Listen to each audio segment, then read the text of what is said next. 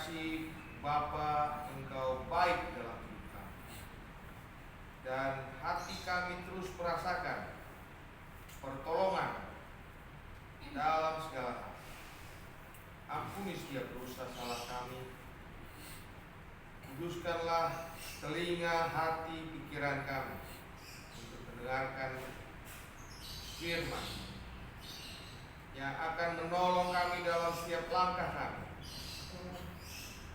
Roh, jiwa, tubuh kami serahkan dalam otoritas ilahi-Mu saat ini untuk diperlengkapi oleh kebenaran. Dalam nama-Mu Tuhan Yesus Kristus, sahabat sejati, gembala iman kami berdoa. Haleluya. Amin. Amin. Shalom. Shalom. Shalom. Shalom. Puji Tuhan, kita ada hari ini karena Tuhan baik. Puji Tuhan, kita bernafas hari ini karena Tuhan baik. Dan puji Tuhan kalau kita hari ini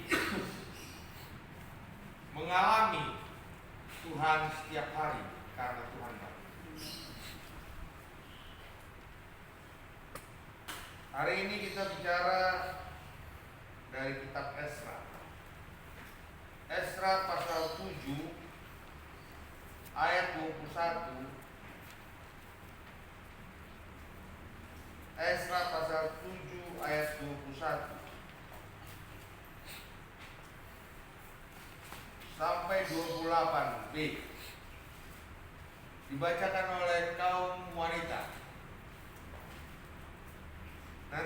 Nanti Ezra 8 ayat 21 sampai 29 dibacakan oleh kaum pria. Saya ulangi. Ezra pasal 7 ayat 21 sampai 28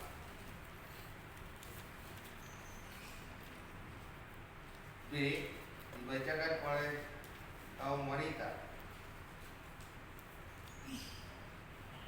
Sedangkan Ezra pasal 8 ayat 21 sampai 29 dibacakan oleh kaum pria. Dipersilakan kaum wanita untuk berdiri dan membacakannya. Demikian firman Tuhan. 2-3 ya. Kemudian aku, Raja Artaxerxes, telah mengeluarkan perintah kepada semua bendahara di daerah seberang sungai Efrat begini: segala yang diminta daripadamu oleh Imam Ezra, ahli Taurat Allah semesta langit, haruslah dilaksanakan dengan seksama, dengan memakai perak sampai jumlah 100 talenta, gandum sampai jumlah 100 kor,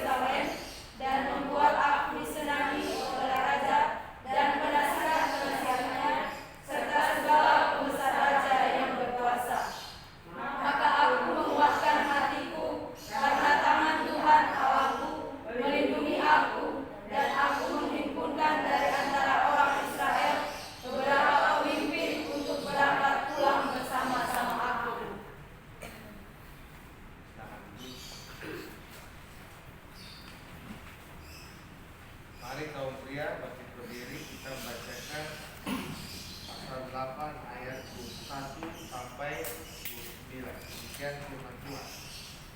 Kemudian di sana di tepi sungai Ahwa itu, aku melakukan puasa supaya kami merendahkan diri di hadapan Allah kami dan memohon kepadanya jalan yang aman bagi kami, bagi anak-anak kami dan segala harta benda kami.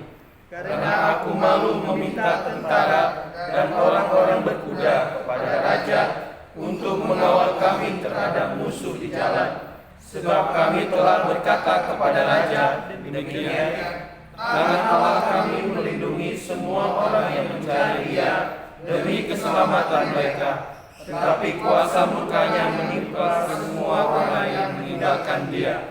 Jadi berpuasalah kami dan memohonkan hal itu kepada Allah, dan Allah mengabulkan permohonan kami. Lalu aku memilih 12 orang pemuka imam, yakni Seremia dan Hasabia, dan bersama-sama mereka 10 orang dari antara saudara-saudara mereka. Aku menimbang bagi mereka perak, emas, dan perlengkapan-perlengkapan, yakni persembahan-persembahan khusus bagi umat Allah kami, yang dikhususkan oleh raja, serta penasihat-penasihatnya, dan pembesar-pembesarnya, dan semua orang Israel yang ada di sana. Mula aku menimbang untuk menyerahkan ke tangan mereka perak 650 talenta, perlengkapan perak seharga 100 talenta, emas 100 talenta, 20 piala emas seharga 1000 dirham, dan 2 buah perlengkapan daripada tembaga murni yang mengkilat dan indah seperti emas.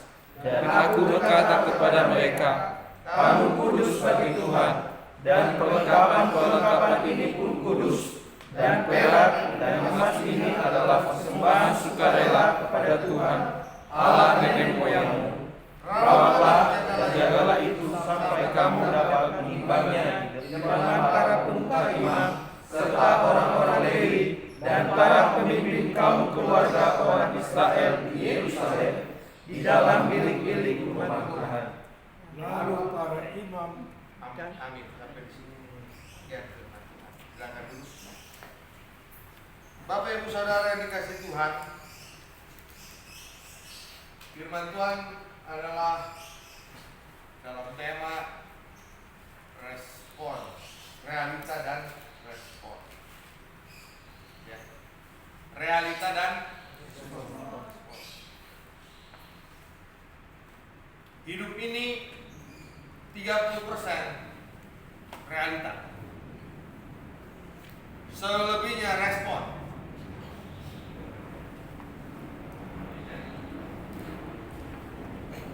Saya ulangi, hidup ini 30% realita, selebihnya adalah 70% respon. Realita kalau Ezra diberikan amanat oleh raja, ya, diberikan amanat oleh raja untuk apa? Membangun apa?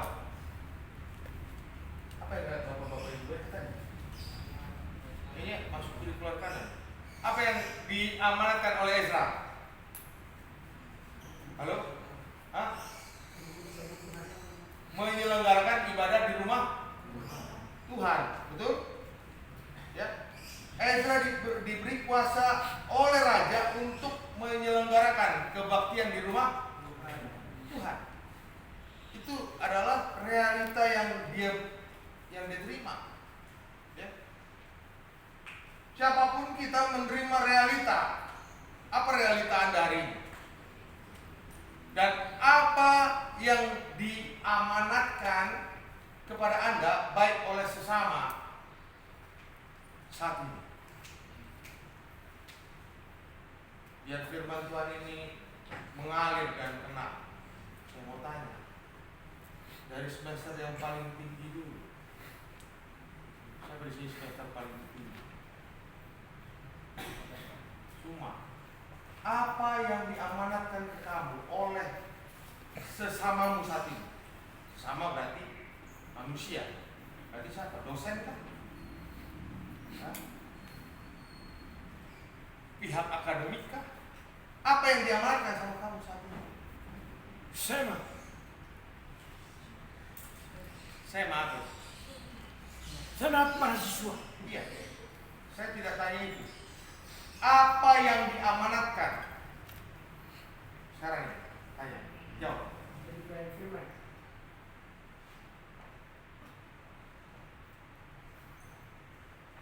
Yang diamanatkan sama kamu saat ini kan kamu lagi kerja skripsi.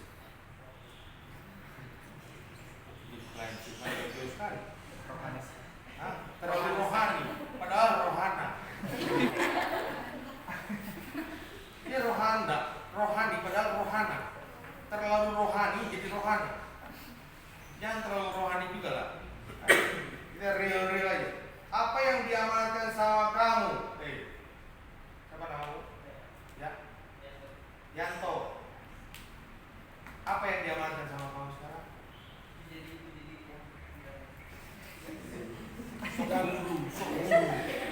Menjadi pendiri ke Sokguru. Jauh, nggak usah jauh-jauh. Yang diamanatkan kepada kamu apa? Jalankan peraturan. Menjalankan peraturan di asrama. Apa yang diamanatkan sama kamu, Roberto? Kuliah, Pak. Kuliah, tugas dari dosen. Nggak usah jauh-jauh, tugas. Ya, itu realita. Tugas yang dikasih nih dari pertama mulai kemarin, satu dosen mungkin laporan bacanya 2, mata kuliah ada 8, average rata-rata berarti 8 kali 2 berapa buku? 16. Hah? 16 kan? Dari mulai pertama itu sudah disilabuskan. Realita ada 16 buku. Responmu apa? Ada yang tenang-tenang aja, entar tunggu 6 bulan lagi, malam-malam kita sikat. Ada respon seperti itu. Betul. Ada respon yang mulai dari situ dia adalah self-regulatory. Dia merancang dirinya untuk merancang. Mulai dari sekarang berarti adalah ada 16 buku. Berarti perkuliahan yang berjalan berapa lama? 4 bulan anggap aja. 4 bulan ada berapa minggu? 4 bulan ada berapa minggu? 16 minggu kan? Berarti 1 minggu 1 buku kan? Betul gak? Itu namanya orang yang responsibility namanya. Apa responsibility? Jadi dari kata apa itu? Kemampuan respon. Ada realita. Kemudian ada kemampuan untuk merespon.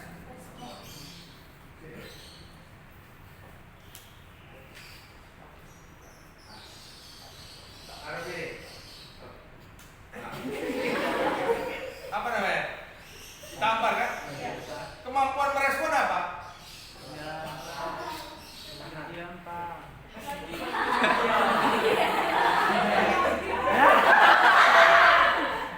Tampar balik kan? Betul nggak? Kemampuan merespon kalau orang ditampar apa?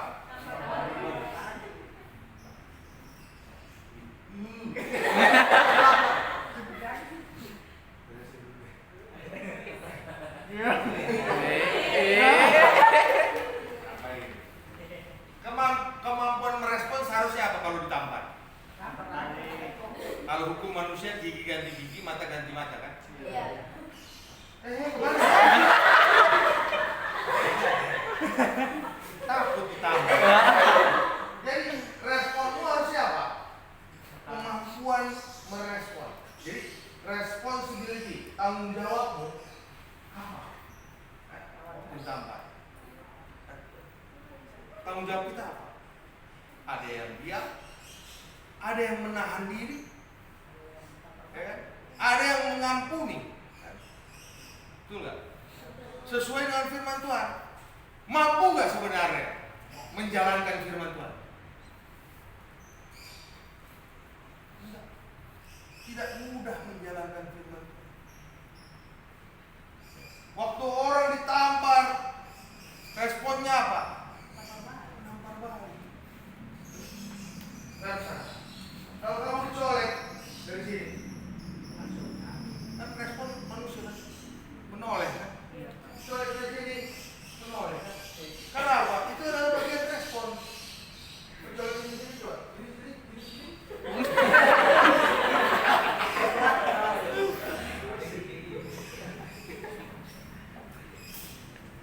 kulitnya udah kapalan kali kan, bisa merespon lagi. Jadi respon kita yang Tuhan mau saat ini apa? Respon yang Tuhan mau saat ini kita apa? Menjadi hambanya,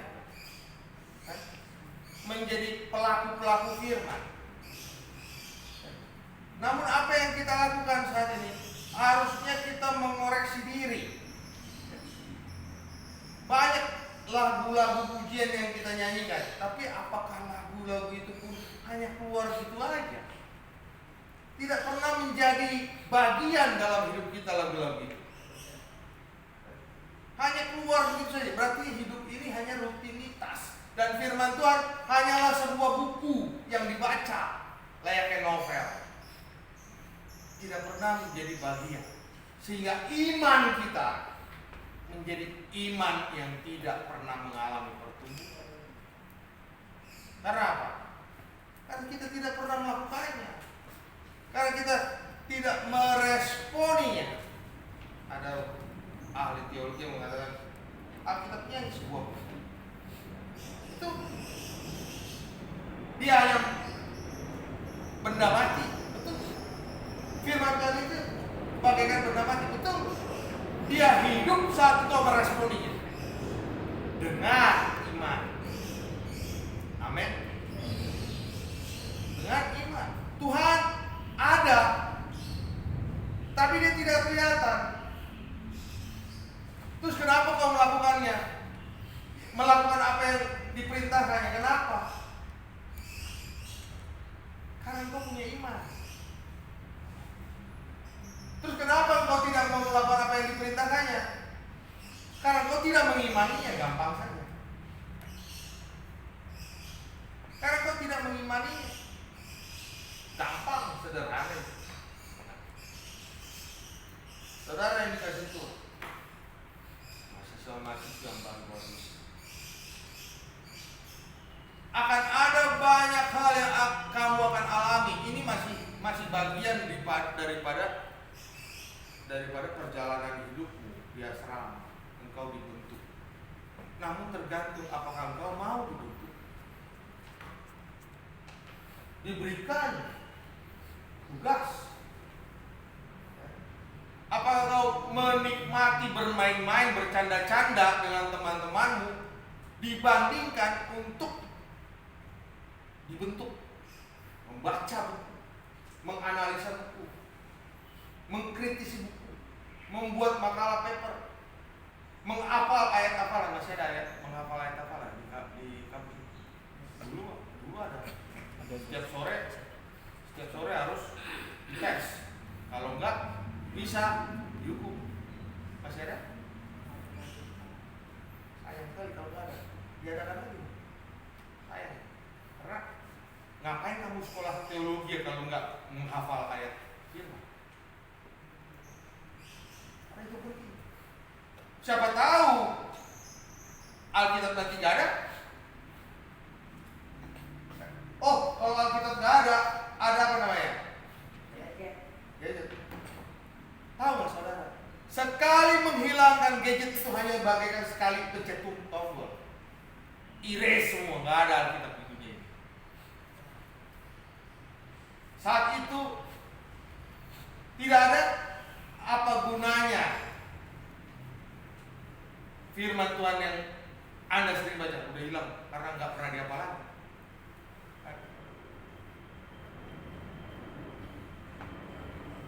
Apa yang dikatakan Tuhan Yesus waktu dia dicobai di padang gurun? Waktu dia lapar. Ada tertulis apa? Manusia tidak hidup dari roti saja. melainkan firman. Jadi yang kita hidupi sampai hari ini bisa hidup bukan cuma karena roti, tapi karena firman. Oleh sebab itu jangan lupakan baca firman dan jangan lupakan untuk menghafal firman. Bedanya Anda dengan sekolah dokter, dengan sekolah teknik, ekonomi, bedanya apa? Kalau mereka mengasah dirinya, kalau di ekonomi, bagaimana untung rugi, dan bagaimana memprediksi gross ratio atau economic ratio. Kamu apa? Kamu baca firman dan hafal firman, cuma itu. Halo? Ya kan? Tapi kalau itu hilang, berarti sudah pupuslah semua apa yang dicita-citakan oleh pendidik-pendidik menjadikan kau hamba-hamba Tuhan. Ya kan? Kalau kau mau jadi hamba Tuhan, kau harus menguasai apa sih? Dulu mungkin kamu nggak ada. Dulu di kampus ini pernah ada yang kerasukan malaikat iblis. Ini yang merasukinya bukan level karena apa? Hampir satu sekolah kayak tertipu dengan apa yang dia sampaikan. Karena seakan-akan dia adalah dari Tuhan. Dia berbahasa malaikat, bukan berbahasa roh lagi. Namun bahasanya itu aja. Kamu berarti ada ya? Tahu kan? Bahkan sesti pun sebagian tunduk kecuali saya. Satu ketika dikumpulkanlah semua orang di aula sana. Dan dosen kamu, ada satu orang dosen kamu sekarang yang anak didik saya dari Semoga, namanya Januari Haro. Dia punya karunia firman Tuhan karena apa? Dia menghafal firman Tuhan setiap hari waktu Semoga. Waktu dia bilang begini, saya tadi itu bilang itu, dia hantam dengan firman Tuhan. Bahwa yang dia sampaikan menyerempet doang, padahal tidak sesuai. Tapi bisa terjadi itu karena apa? Karena menguasai. Kalau saudara nggak menguasai, mana bisa? Karena apa? Iblis sudah lebih pintar. Dia kuasai firman. Kalau saudara nggak kuasai, bagaimana melawan apa yang disampaikan? Betul nggak? Kamu hadir waktu itu. Ingat nggak waktu itu dia bilang Yesus lahir begini. Nyerempet, tapi tidak dibantah oleh si Januari Haro. Ditanya lagi sama si Januari Haro. Akhirnya kebingungan. Karena apa? Dia hanya berusaha mengalihkan pemikiran saudara, menipu pekerjaan iblis. Makanya harus menguasai firman, itu bagian daripada respon.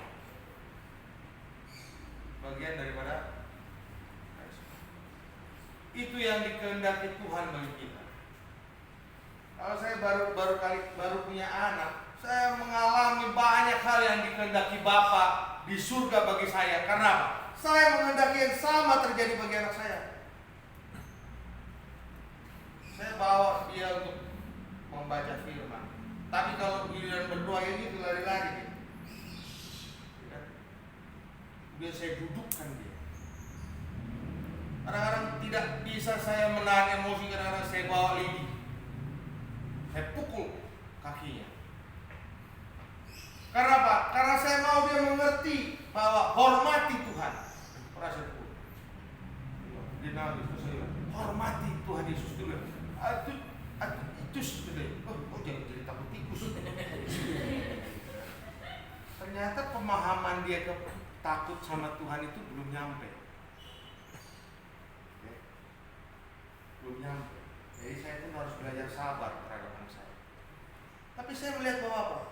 Demikian Bapa di surga begitu ingin agar saya memahami kehendaknya. Kenapa? Dia ingin punya relation dengan saya. Amin. Bapak di surga itu pengen punya relation terus dengan kita, supaya kita memahami kehendaknya, supaya kita bisa meresponnya dengan benar. Karena kalau kita nggak merespon dengan benar juga gimana coba? Benar. Dicok hal yang sederhana, dicolek kiri, kanan, nengok. Benar? Itu respon yang nggak benar. Ya. Respon yang nggak benar. Hidup ini sederhana, Bapak Ibu Saudara. Bagaimana kita merespon akan itu? Ke depan hidup saudara akan lebih berat. Bisa-bisa saja di dalam hidup pelayanan saudara Anda disuruh nanti ngepel, nyikat kamar mandi, dan Anda menangis di situ karena di rumahmu aja kau nggak pernah nyikat kamar mandi. Betul? Nanti di pelayanan,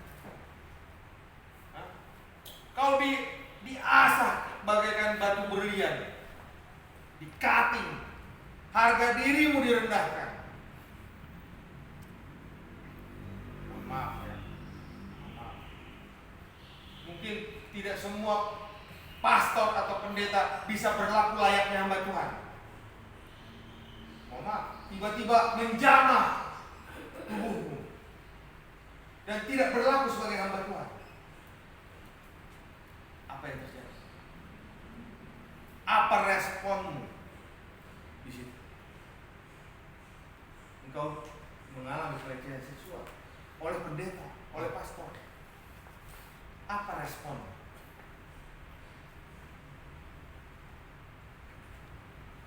Apakah sirna semua tiba-tiba kau langsung masuk Islam? Bisa saja. Bisa saja. Tidak terpungkiri, benar? Yang kau pelajari tadinya, misalnya yang kau pelajari mengampuni, itu hilang. Karena apa? Teori. Gak gampang mengampuni itu kalau sudah menyangkut harga diri. Tapi tahukah engkau, Dia Tuhan. Dia Tuhan. Tuhan Yesus itu Tuhan, bukan? Hah? Dia diludahi. Itu yang kau baca kan? Dia diludahi kan? Dia disalib. Waktu dia diludahi bisa nggak bikin yang meludahi dia mencong mulutnya? Bisa. Hah? Bisa. Tapi dia lakukan. Tidak. Ya.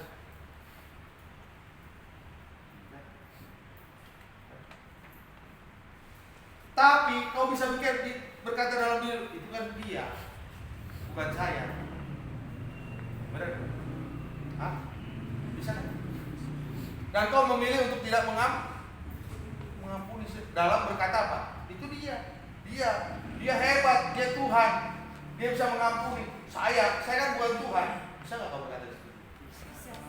Bisa. Dan akhirnya kau tidak mengampuni. Bisa. Jadi hidup ini tidak sebatas mana kau yang kau pelajari, yang kau baca. Itu percuma kalau kau tidak aplikasikan. Dan selama kau tidak pernah mengaplikasikannya, engkau tidak pernah bertumbuh dan berkembang. Benar? Hah? Siapa di sini yang sudah menjalankan pertumbuhan? Nampak aja. Kau dapat PK kan? PK belum.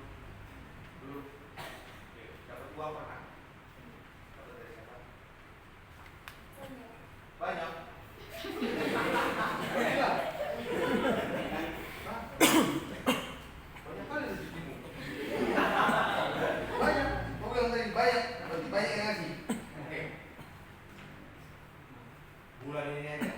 Kau pernah dapat berapa? Bulan Februari. Hah? 3 apa? 300. 10% dari 300 berapa? Karena nggak pernah ngasih makanya, ya kan? Dia nggak tahu 10% dari 300 berapa. Karena apa? Karena tidak pernah memberinya. Kalau saya diajarin sama ibu saya dari kecil, memberikan per bulan. Kau pernah dikasih berapa? Bulan Februari kemarin? 10% berapa? Hah? 2.000? Kiamat kau. Berapa? 20. Udah kau kasih? Belum. Bagaimana kau mengaplikasikan firman? Itu firman Tuhan. Berikan berbuat. Itu. Hah? Saya tanya sama kau. Tahu kan? Ya, ya. Kau dapat tugas dari dosen? Dari semua 100% tugas itu, ini udah selesai berapa persen? Bagus.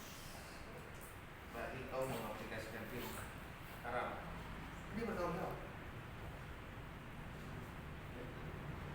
Berapa udah kau kerjakan tugasmu? Dari 100%. Susah jawabnya karena mau bohong dia nih.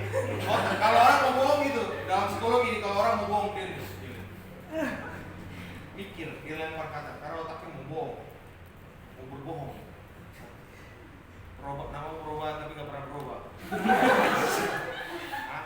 Berapa tugas yang kau dikasih kamu? Cuma 30% Pak. Padahal ini sudah 50% perkuliahan. Betul Pak. Pertemuan 8 kan? Sudah. Ya. Ini udah 50%. Berarti seharusnya sudah 60%. Bukan 50%. Sudah 60%. Saya ulang. Kalau tugas diberikan 100%, ini sudah 50% terjadi. Sudah 60%. Sudah naik 10, bukan 40%, bukan 50%, sudah 60%. Menunjukkan bahwa engkau bertanggung jawab. Engkau mengaplikasikan firman Tuhan. Amin. Amin. Dan banyak lagi yang Tuhan mau. Kita tidak mampu, tapi Tuhan memampukan kita. Karena apa? Kita minta tolong, Tuhan, mampukan saya. Jangan engkau mengandalkan dirimu sendiri. Amin. Andalkan Tuhan, katakan aku tidak mampu, maka Tuhan memampukan engkau.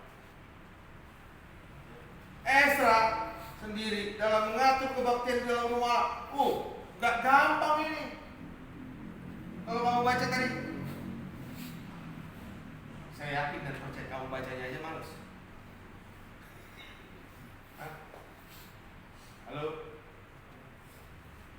Nah, kacamata. Yang kau baca apa tadi? Dari mengatur rumah, kebaktian di rumah. Ada berapa perak, berapa anggur, berapa? Ayo, jawab. Hah? Itu aja kau lupakan langsung. Kau baca sekarang. Ya. Mudah nggak dia lakukan itu? Hah? Kenapa baru kau baca, kau lupakan? Halo? Kenapa? Karena engkau anggap itu tidak penting kan? Benar gak? Itulah responmu. Dan responmu itu salah. Halo? Halo, dengar. Kalau engkau selalu menganggap bahwa ini nggak penting, boleh gak ya? Apalagi firman Tuhan kan? Saya ulangi, apalagi firman. Mana yang punya handphone? Angkat handphone. Angkat. Lebih dari segalanya ini yang paling penting dalam hidup kalian. Bukan firman. Karena apa? Notifikasi masuk aja kau langsung lihat. Tapi kau lupa bahwa Tuhan memberikan setiap hari yang kau lupa nggak lihat. Karena apa? Karena kau disibukkan dengan hal-hal yang nggak penting, saudara. Itu yang nggak penting. Sosmedmu nggak penting, TikTokmu nggak penting, apalagi kameramu nggak penting. Kau sibukkan. Itu pekerjaan iblis. Saya ulangi, itu pekerjaan iblis. Sementara Tuhan memberikan notifikasi nih, untuk memberi, untuk peduli. Kalau lagi lewat, ada orang lagi susah, ada orang lagi susah. Kayak saya tadi pakai ini, lagi pakai begini, nggak ada satu pun datang. Karena kepeduliannya udah mulai hilang kepada orang lain. Notifikasi yang Tuhan sering kasih udah mulai sirna. Kenapa? Karena terbuai dengan notifikasi-notifikasi yang lain. Notifikasi dunia engkau perhatikan, tapi notifikasi dari Tuhan engkau tidak perhatikan. Siap. Akhirnya hidupmu berkata apa? Tuhan gak ada. Saat engkau mengalami hal yang susah, kau langsung ngejudge apa? Tuhan gak ada, Tuhan gak ada, gak ada mujizat. Padahal apa? Setiap hari mujizat terjadi dalam hidup. Setiap hari. Namun notifikasi itu tidak engkau sadari. Mungkin radar hidupmu, notifikasi terhadap Tuhan engkau hilangkan. Tahu nggak? Kan ada notifikasi. Kau bisa senyapkan notifikasi dari di handphone bukan? Demikian juga dalam hidupmu, ternyata engkau senyapkan notifikasi tentang Tuhan. Saya bersyukur Bapak Ibu Saudara di bulan Ramadan ini saya ikutan puasa. Saya mau coba bisa nggak saya puasa sama seperti orang Islam. Harus bisa. Tahu baru berlangsung 2 hari aja, kepalaku sekarang udah sakit. Karena apa? Karena apa? Saya nggak sahur. Teman-teman itu sih ngerubah jam makan doang, ya kan? Harusnya jam makan pagi dibagiin ke jam 3. Nah saya nggak ada sahurnya. Orang Kristen nggak ada sahur. Ini kalau dihantam begitu sama aja. Nanti buka jam 6, selesai paling jam 9 minum, nanti nge-start lagi. Sampai jam 6 lagi. Gak gampang. Ini lemak-lemak habis lagi. Tapi bukan lemak-lemaknya. Tahu yang terjadi? Ternyata dengan saya puasa baru 2 hari, notifikasi Tuhan itu keluar semua. Saya ulang, notifikasi Tuhan itu keluar. Kenapa? Karena aktif lagi dia. Waktu fisik kita ditekan, emosi ditekan, roh naik. Ini yang namanya kados dalam bahasa Yunani. Waktu kados itu artinya kados, kudus sebenarnya. Tapi memiliki makna ganda, yaitu apa satu lagi? Naik ke tempat yang lebih tinggi. Nah, waktu kita naik ke tempat yang lebih tinggi, itu ketemu dengan notifikasi dari Bapak Ibu Saudara dikasih Tuhan. Hari ini firman Tuhan sebenarnya sederhana. Apa realita hidup kita?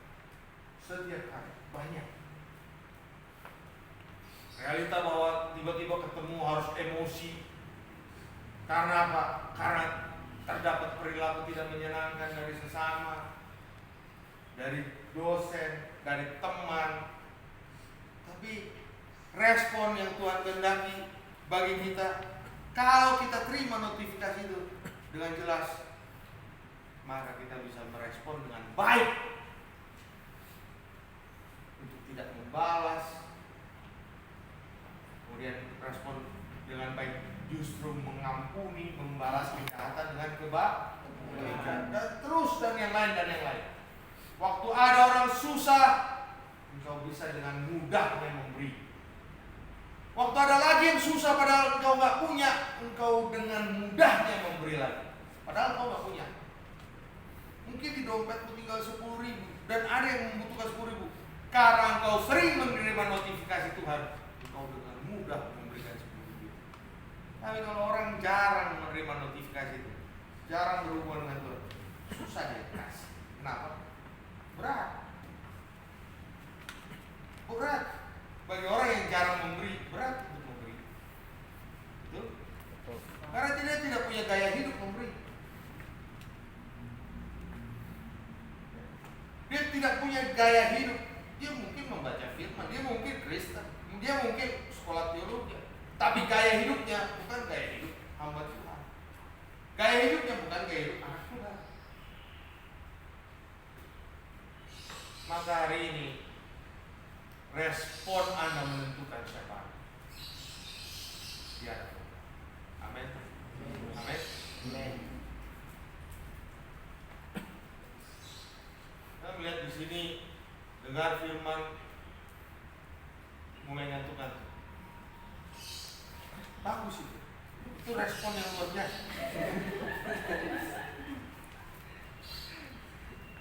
Karena apa? Respon seperti itu minta dibaptis.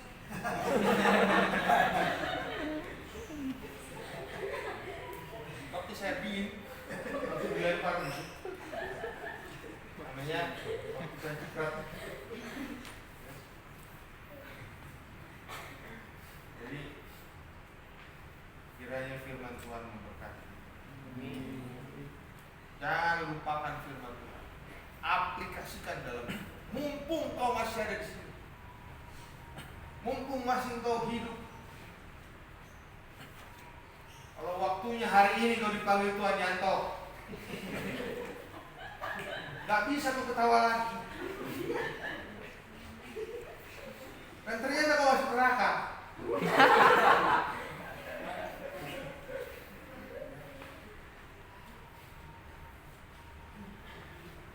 Neraka itu jangan kau pikir kayak kena bakar api doang, jangan doang. Kena sundut rokok gitu ya. Mari kita berdoa. Kami berterima kasih Bapa, boleh mengenang akan begitu banyak kebaikan. Mampukan kami untuk terus menerima notifikasi dari Tuhan.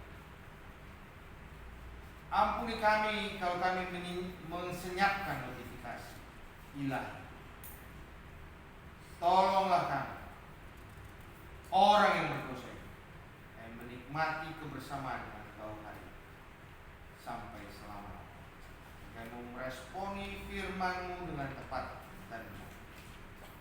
Berikan kami kepekaan dan kemampuan ilahi. Roh, jiwa, tubuh kami adalah milik Tuhan. Sebagai baik yang kudus, kami siap melakukan apa yang Kau mau. Dalam nama-Mu Tuhan Yesus kami berdoa. Amin. Amin.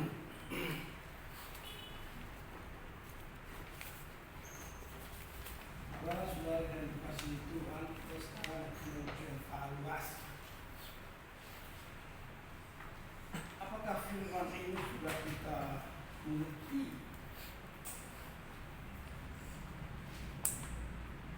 Ada episode tadi, Yesus membawa pemisahan bagaimana menurut Yesus. Apakah kita sudah menjiwai firman ini?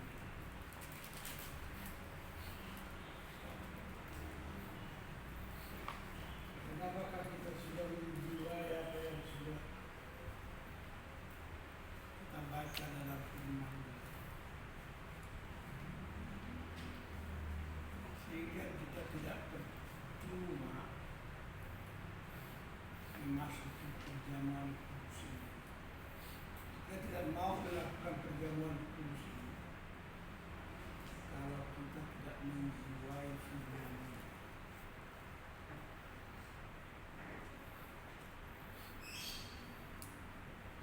Karena ini bukan perbuatan rutin,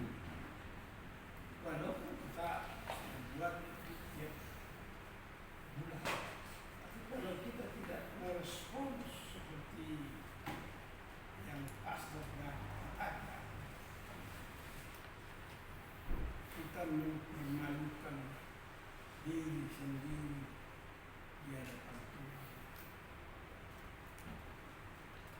Dan kita akan dienyahkan Tuhan.